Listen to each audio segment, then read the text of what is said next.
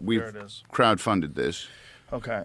which I'm very happy to talk to you about. Which I think Just this title of that rape gang report. Yeah. The idea that there's actual rape gangs in the UK in 2026, and is it being ignored? Is it being downplayed? Like, how is it being received by the media and by the politicians over there? Well, the history of it is that basically, as you probably know, Britain, after the war, decided they were going to play a part in Europe, a bigger part in Europe. Well, our elite did, the British elite.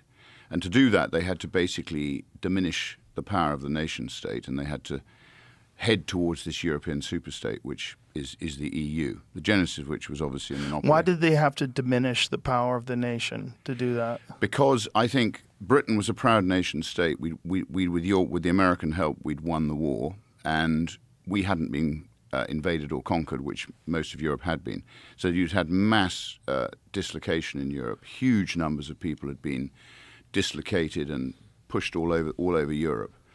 And I think the socialists, I was in the European Parliament, so I spent a brief time as an MEP, a member of the European Parliament, when we finally achieved, a kind of Brexit. We can talk about that, but it wasn't a proper Brexit.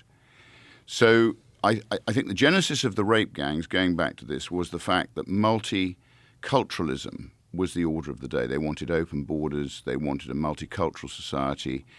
They basically felt the nation state had been the cause of world wars, effectively starting with Napoleon. Then obviously we had the Kaiser, then we had Hitler.